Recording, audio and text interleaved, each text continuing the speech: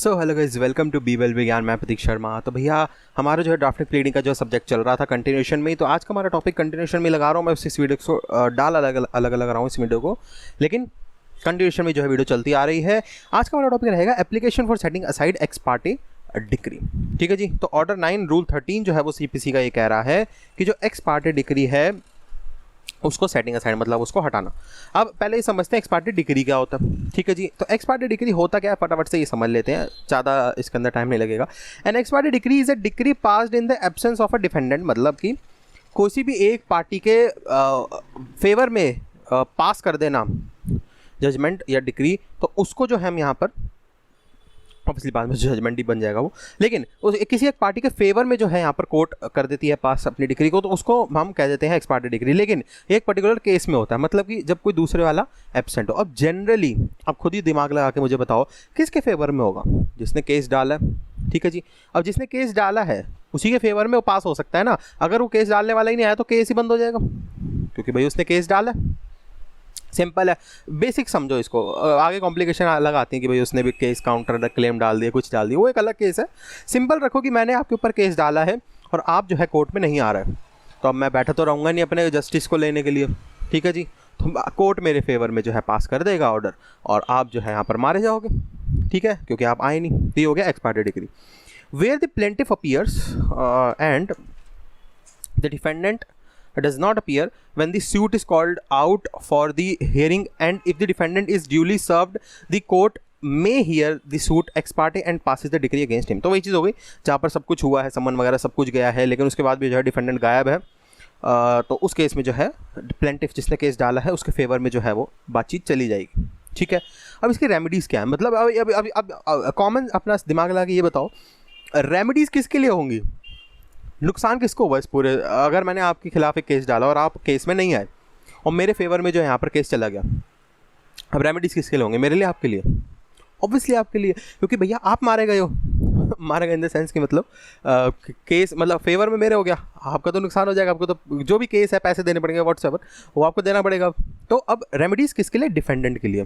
अब रेमेडीज़ क्या है देख लेते हैं। देखो, सबसे पहले रेमेडी जो यहाँ पर बताई हुई है वो है apply to the court by which such decree is passed to set it aside. मतलब ऑर्डर 9 रूल 13 जो है यही कह रहा है कि उसी कोर्ट के अंदर जो है तुम डाल दो केस कि भैया इसको सेट असाइड करा जाए।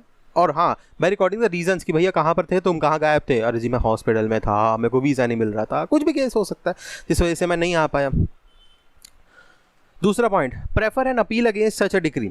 इसमें अपील प्रेफर कर सकते हो आप। ठीक है। सेक्शन 96 का 2 जिसके अंदर और file revision under 115 where no appeal lies, तो इसको सेट असाइड कराने के लिए तुम अपील का भी जो है यहाँ पर सहारा ले सकते हो। अगर अपील नहीं दी हुई है लॉ के अंदर, क्योंकि आपने पढ़ा था अपील जो है वो तभी कर सकते हो जब लॉ में दी हुई हो, अगर वो नहीं दी हुई है तो रिवीजन के अंदर चले जाओ, क्या दिक्कत है जी? तो ये चीज़ हो गई जी हमारी। ठीक है। अब जो है अप्लाई फॉर रिव्यू, मतलब कि ऑर्डर 47 रूल 1 के अंदर तुम जो है रिव्यू के लिए भी जो है यहाँ पर अप्लाई कर सकते हो जी, बिल्कुल कर सकते हो। File a suit on the ground of fraud, कुछ इस तरीके का सूट भी तुम डाल सकते हो कि इसने मेरे साथ फ्रॉड कर दिया जी, ये कर दिया, वो कर दिया। अब यहाँ पर सबसे इंपॉर्टेंट टॉपिक या सबसे इंपॉर्टेंट इसके अंदर पॉइंट जो है वो क्या आता है? Sufficient cause.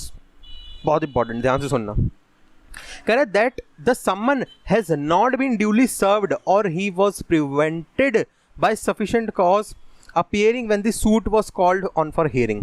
मतलब क्या हुआ इसको कि यार उसको सम्मन तो गया डिफेंडेंट को, लेकिन वो उसको ड्यूली सर्व नहीं हुआ, किसी कारणवश उसे मिला नहीं, या फिर जो है कुछ और कोई ऐसा रीज़न जिसमें उसको रोका गया कि सूट मतलब केस के अंदर जो है वो ना आ पाए। कुछ इस तरीके का कुछ भी केस हो सकता है। मतलब एक सफिशिएंट कॉज होना चाहिए तुम्हारे पास, मतलब एक वैलिड तुम्हारे पास कारण होना चाहिए।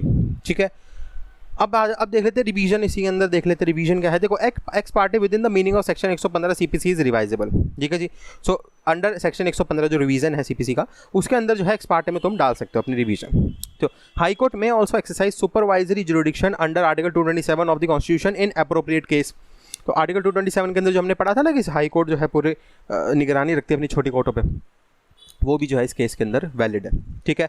रिवीजन वैलिड है, सुपरविजन वैलिड है। ठीक है जी। तीसरा पॉइंट, रिव्यू। क्या रिव्यू है देख लेते हैं।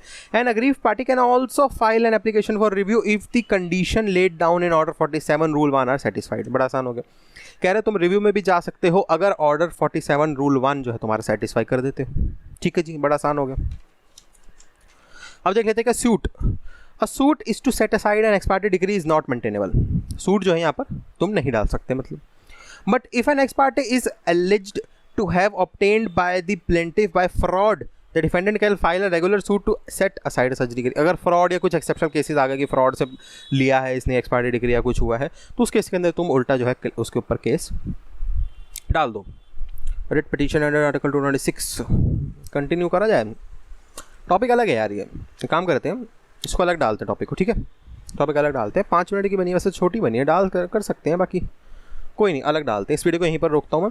वीडियो अच्छी लगे लाइक कर दीजिएगा, वीडियो अच्छी नहीं डिसलाइक कर दी कोई दिक्कत नहीं, लेकिन एक रीज़न दीजिए क्यों आपको वीडियो अच्छी नहीं लगी, ताकि उस यूज़ को जो मैं अपने इंप्रूवमेंट लिस्ट में डाल सकूँ। बाकी मेरे कमेंट सेक्शन यूट्यूब ने आप लोगों को लिए जाओ, कोई भी क्वेश्चन सजेशन क्वेरी डाउट है कमेंट करिए, मैं पूरी कोशिश करूँगा आपको वहाँ पर रिप्लाई करने की। डिस्क्रिप्शन खोल के देख लिया करो, वहाँ पर मेरे इंपॉर्टेंट कॉन्टैक्ट्स के जो है लिंक दिए हुए हैं, जैसे कि इंस्टाग्राम का लिंक दिया हुआ है, जिसका एक बार मैं यूज़र नेम जो अपना कॉल आउट यहाँ पर दे देता हूँ, ANDRO_GUY, ठीक है जी। तो यहाँ पर जो है आप आकर मेरे से टाइपिंग के थ्रू बातचीत कर सकते हैं, या फिर जो है अगर आप मेरे से डायरेक्टली कॉल के थ्रू बातचीत करना चाहते हैं तो उस केस में आपको एक ऐप डाउनलोड करना पड़ेगा कॉल फॉर मी का, उसका भी डिस्क्रिप्शन में लिंक मैंने डाउनलोड कर दिया हुआ है।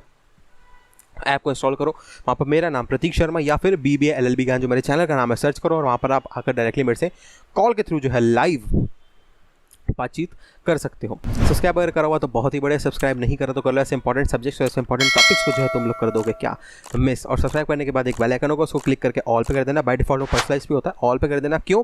ताकि सारी नोटिफिकेशन आपके पास पहुंचे जैसे ही मैं कोई भी जो है वीडियो अपलोड जो है वो करता हूँ। वैसे जैसे कोई वीडियो अपलोड करी आपके फोन पर ट्रेडिंग आ गया कि भाई BBA LLB ज्ञान ने जो है ये वीडियो अपलोड कर दी है, ताकि आप उस सब्जेक्ट और इंपॉर्टेंट टॉपिक को जो है मिस ना कर दो।